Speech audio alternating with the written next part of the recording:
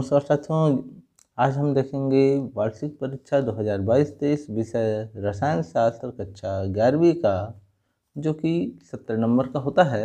यहाँ पर निर्देशिका दिया गया है कि सभी प्रश्न हल करने वाले हैं। 1 से 5 तक के लघु उत्तरीय प्रश्न पर 1 अंक निर्धारित हैं।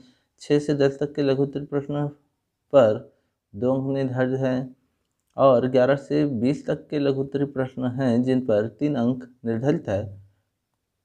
23 दीर्घ उत्तरीय प्रश्न हैं जिसमें 4 अंक निर्धारित है। 24 और से लेकर 26 तक के भी प्रश्न दीर्घ उत्तरीय प्रश्न हैं जिनमें 5 अंक निर्धारित हैं। अब आइए देखते हैं प्रश्न किस प्रकार से हैं। ये बहुत ही इंपॉर्टेंट प्रश्न है जो कि हर साल लगभग पूछा ही जाता है और ये 2022-23 के क्वेश्चन पेपर हैं। हो सकता है आपके जो परीक्षा होने हैं 2022-23 में, इसमें आपका प्रश्न पत्र भी यही हो, तो इन प्रश्नों को अच्छे से तैयारी आप कर लीजिए। तो पहला प्रश्न है यहाँ, इलेक्ट्रॉन की खोज किसने की थी? एकदम सिंपल सा है। दूसरा है, एवोगाड्रो संख्या का मान कितना होता है? तीसरा है, परमाणु क्रमांक 20 के तत्व का नाम लिखिए। मतलब परमाणु क्रमांक 20 में कौन से तत्व हैं? अब इलेक्ट्रॉन की खोज किसने की थी? चैडविक ने की थी, थॉमसन ने की थी, बोर ने की थी, या किसने की थी? आपको उसके बारे में लिखना है। एवोगाड्रो संख्या का मान कितना होता है ये आपको बताना है। किसी एक विषम चक्रीय यौगिक का नाम लिखिए। अब विषम चक्रीय मतलब जिनकी व्यवस्था जो है विषम हो, इसका नाम लिखना है। फिर फिनॉल का सूत्र लिखना है। नेक्स्ट है, द्रव्यमान संरक्षण का नियम लिखिए। अब ये यदि आपको ऊर्जा संरक्षण का नियम मालूम है तो वही द्रव्यमान संरक्षण का भी नियम है। फिर सम स्थानिक किसे कहते हैं? नाम से स्पष्ट है, सम स्थान जिनके स्थान समान हो ऐसे क्या कहलाते हैं, उनका बारे में लिखना है।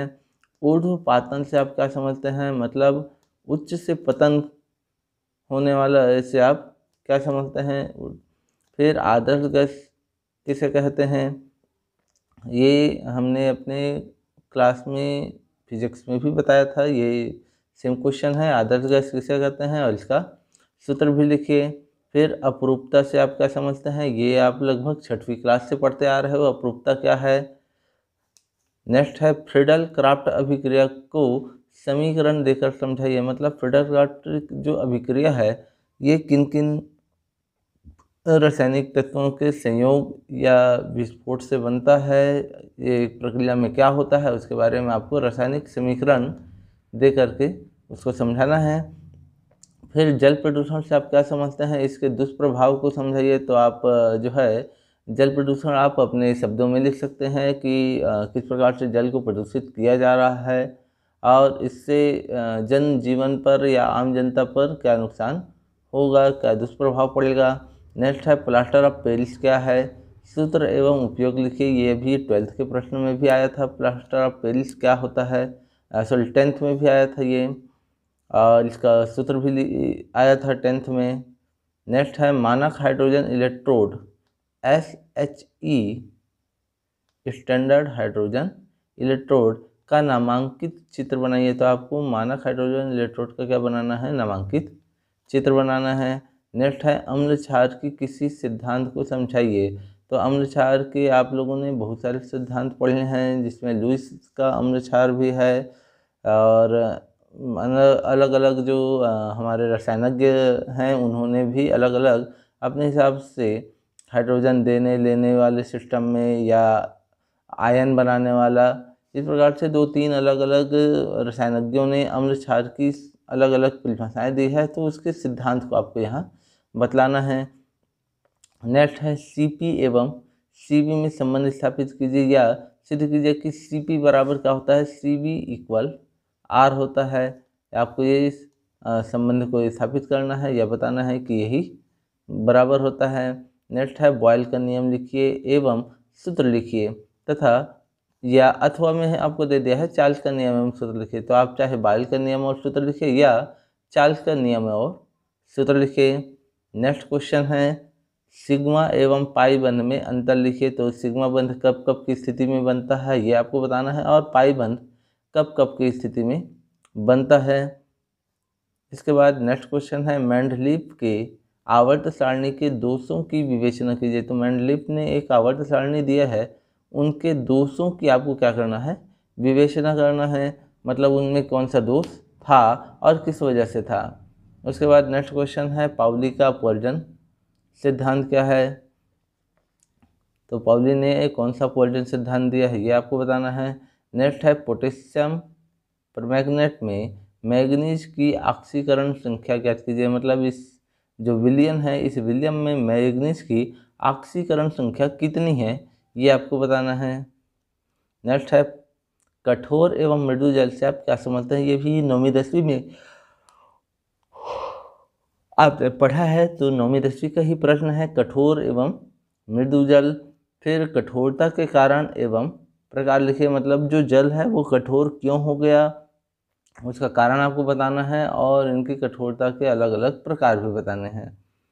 नेक्स्ट क्वेश्चन है ली सातिलिय का नियम क्या है, इसकी सहायता से निम्न अभिक्रिया पर ताप दाब सांद्रण का प्रभाव समझाइए। मतलब ताप दाब और सांद्रण पर इसका क्या प्रभाव पड़ता है, ये भी आपको बताना है। और इसका एक समीकरण आपको दे दिया गया है, नाइट्रोजन प्लस 3H2 ये मिलकर क्या बना, अमोनिया बना प्लस डेल H, और यहाँ पर 92 किलो कैलोरी जो ऊर्जा है वो माइनस में है। तो इसका क्या मतलब है, तो ये आपको बताना है ली सातिलिय नियम की सहायता से, और इस पर ताप दाब और सांद्रण का क्या प्रभाव पड़ेगा वो भी बताना है। अब यदि आप ये नहीं बताना चाहते हैं तो अथवा में आपको एक और क्वेश्चन दिया गया है,